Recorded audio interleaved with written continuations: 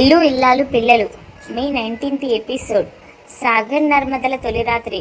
అది జరగదమ్మా, ఇంత పని చేసావురా రామరాజు. శత్రువులు ఎక్కడో లేరురా, కూతుళ్ళ రూపంలో కొంపలోనే ఉంటారు అని రావు రమేష్ చెప్పినట్టుగా సాగర్కి శత్రువు ఎక్కడో లేడు. తండ్రి రూపంలో తన ఇంట్లోనే ఉన్నాడు. పాపం సాగర్కి పెళ్ళై 6 నెలలు అవుతున్నా కూడా మనోడికి ఇంకా శోభనం కాలేదు.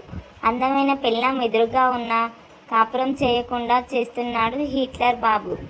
నేటి రాత్రి ప్రసారం కాబోయే ఎపిసోడ్లో ఏమైందంటే, ఆఫీస్ పని మీద సాగర్ని తీసుకుని వెళ్ళిన నర్మదకు భర్తతో కలిసి ఏకాంతంగా గడిపే సమయం దొరుకుతుంది ఇన్నాళ్లకు.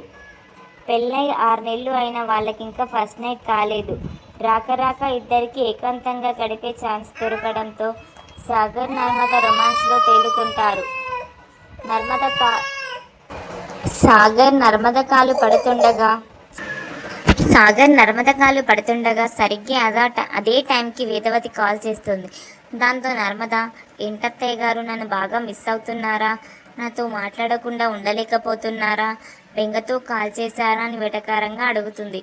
ఆ మాటతో వేదవతి, నా మొగుడివని తెగ మిస్ అయిపోతున్నా. ఎంత బాగా దీర్ఘాలు తీస్తున్నావో. నువ్వు లేకపోతే మరి మాకేం తోచదు. నీపై బెంగతో ఏం కాదు. మీరు క్షేమంగా చేరారా లేరా అని కాల్ చేశానులే. ఇంతకీ నా కొడుకేం చేస్తున్నాడని అడుగుతుంది. కాలు పడుతున్నాడని సాగర్ చేసే పనికి తక్కిమని చెబుతుంది నర్మద. అప్పటికే సాగర్ నర్మద కాలు పడుతూనే ఉంటాడు. ఆ మాట వేదవతికి చెప్పగానే ఉసై అని దెబ్బకి కాలు వదిలేస్తాడు. ఇక అవతల వేదవతి కూడా అవాక్కవుతుంది.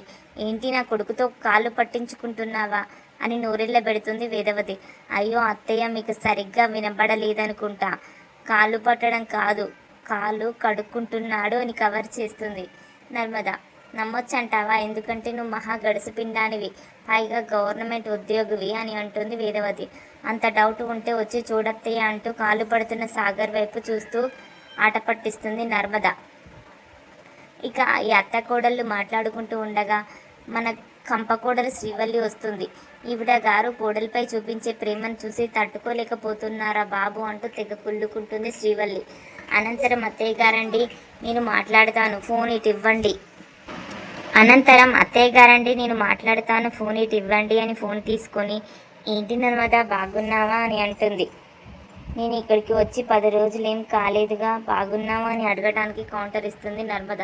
దాంతో శ్రీవల్లి, మంచి చెడులు తెలుసుకోవడం పద్ధతి నర్మద, అడిగితే ఎటకారం చేస్తున్నావేంటి అని అంటుంది. ఆ మాటతో నర్మద, అయ్య బాబోయ్, మర్చిపోయానండి, నేను బాగున్నాను, కానీ నువ్వెలా ఉన్నావు, బాగున్నావా అని వెటకారంగా సమాధానం ఇస్తుంది. దాంతో శ్రీవల్లికి మండిపోతుంది. దీనికి ఎటకారం బాగా ఎక్కువైపోయింది. చెప్తానుండు నీ పని అంటూ రామరాజు వైపు చూస్తూ, ఏంటక్క సిటీ మొత్తం తిరగడానికి ప్లానింగ్ చేసేసుకున్నారా అని అంటుంది. ఆ మాట హిట్లర్ రామరాజు వినేసి కొంపలు అంటుకుపోతున్నట్టుగా ఫీల్ అయిపోతాడు. సిటీ మొత్తం ఆటోలో తిరుగుతారా, కారులో తిరుగుతారా అని శ్రీవల్లి కావాలని అడుగుతుంది. పని మీద సరదాగా షికార్లు చేయడానికి కాదు అని అంటుంది. ట్రైనింగ్ అంటే ఉదయం నుంచి రాత్రి వరకు ఉంటుందా ఏంటి? మహా అయితే 2 గంటలు ఉంటుంది. మరి మిగిలిన టైం అంతా రూమ్లోనే ఉంటారా ఏంటి? బయట తిరుగుతారు కదా అంటూ బుక్ చేసేస్తుంది శ్రీవల్లి. అయితే శ్రీవల్లి మాటలు విన్న రామరాజు, వీడు రైస్ మిల్లుని ఎవడో తవ్వుకపోతున్నట్టుగా ఎక్స్ప్రెషన్స్ ఇస్తుంటాడు. అది గమనించిన శ్రీవల్లి ఇంకా రెచ్చిపోతుంది. ఇంతకు మీరు తిరగడానికి డబ్బులు ఎంత ఖర్చు పెడుతున్నారేంటి అని అడుగుతుంది శ్రీవల్లి. ఆ మాటను మన పిసినారి సంఘం ప్రెసిడెంట్ రామరాజు వినేసి మొహం మార్చేస్తాడు. ఎక్కడ వీడిచ్చిన 1000 రూపాయలు ఖర్చు పెట్టేస్తారో అని. అక్క, నువ్వు అక్కడే ఉండి మా గురించి ఆలోచించి ఆరోగ్యం పాడు చేసుకోకు. కాబట్టి నువ్వు కూడా ఇక్కడికి వచ్చే. మేము ఎక్కడికి వెళ్తున్నామో ఏం చేస్తున్నామో దగ్గరుండి చూద్దువుగా అని పంచి వేస్తుంది నర్మద. నేను మామూలుగా అడుగుతుంటే వెటకారం చేస్తున్నావేంటి? నేను మామయ్య గారికి ఫోన్ ఇస్తున్నాను అంటూ ఫోన్ తీసుకుని వెళ్ళి రామరాజు చేతిలో పెడుతుంది శ్రీవల్లి. ఇక ఈ పిసినారోడు ఫోన్ తీసుకునేసరికి ఫోన్ని సాగర్కి ఇచ్చేస్తుంది నర్మద. ఎరా, ఖర్చులన్నీ కంపెనీ వాళ్ళవే కదా, బయట తినొద్దు, ఖర్చులు ఎక్కువ పెట్టొద్దు అంటూ ఫోన్లో కూడా నాన్ స్టాప్గా క్లాస్ పీకుతూనే ఉంటాడు రామరాజు. ఇక మనోడి క్లాస్ అయ్యేసరికి అక్కడ నర్మద, ఇక్కడ వేదవతి వాళ్ళంతా నిద్రలోకి జారుకుంటారు. ఫోన్ పెట్టేసిన తర్వాత సాగర్ నిద్రలో ఉన్న నర్మద దగ్గరికి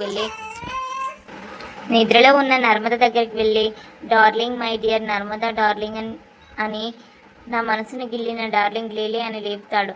దాంతో కస్సున లేచి నర్మద హెహెపో అవతలికి అని ఫైర్ అవుతుంది. ముట్టుకున్నావంటే చంపేస్తా, మూసుకొని పడుకో, దగ్గరికి వస్తే గుద్దుతా అని ఎప్పటిలాగా రెచ్చగొట్టి కొట్టి తీరా అసలు కార్యక్రమంలోకి అడుగుపెట్టేసరికి సాగర్లో రేగిన నిప్పుని చన్నీళ్ళు పూసుకొని ఆర్పేస్తుంది. ఏమైంది నర్మదా అని సాగర్ అయోమయంగా అడుగుతాడు. ఏమవ్వడమేంటి, అక్కడ ఉన్నప్పుడు రైస్ మిల్లులో మీ నాన్నతో పాటే ఉంటావు కదా, ఇక్కడ వచ్చిన తర్వాత కూడా గంటలు గంటలు ఆయనతో మాట్లాడాలా అని ఫైర్ అవుతుంది. అది కాదు బేబీ అని నర్మదపై చేయి వేస్తాడు సాగర్. చేయి వేస్తే విరిచేస్తా అంటూ ముడుచుకొని పడుకుంటాడు నర్మద. ఇక సాగర్ నాన్న ఇక్కడ కూడా నన్ను వదిలిపెట్టడం లేదా, ఎప్పటిలాగా ముడుచుకొని పడుకుంటాడు. సర్ప్రైజ్ గిర్ప్రైజ్ అని చెప్పిన నర్మద ఏమి ఇవ్వకుండానే మరోసారి ముగ్గుని పడక మస్తు పెట్టి పడుకోబెట్టేస్తుంది. రే సాగర్, నీ కష్టం పగోడికి రాకూడదయ్యా. ఇక ఉదయాన్నే నర్మద బ్లాక్ శారీలో బ్లాక్ బ్యూటీలా రెడీ అవుతుంది. ఈ మాట కామాటే కానీ బ్లాక్ శారీలో చితక్కొట్టేస్తుంది నర్మద. ఇక ఆమెను చూడగానే కోపాలు చాలండి శ్రీమతి గారు అంటూ సాంగ్ వేసుకుంటాడు సాగర్. ఇక నర్మద అందాన్ని చూసి తరించడం తప్పితే ఏమీ ఉండదు అక్కడ మ్యాటర్. నర్మద ట్రైనింగ్ సెంటర్కి వెళ్తుంది. ఈ కథ కార్యక్రమం రేపటి ఎపిసోడ్ కూడా కొనసాగుతుంది.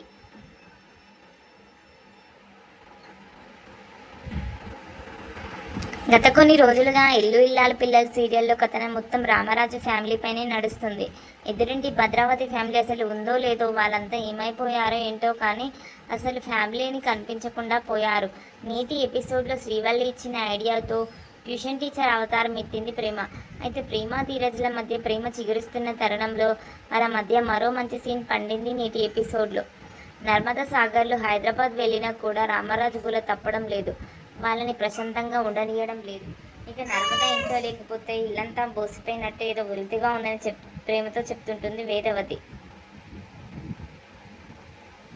ఆ మాటలు విన్న కంపకూడలు శ్రీవల్లి చెవిన పడతాయి.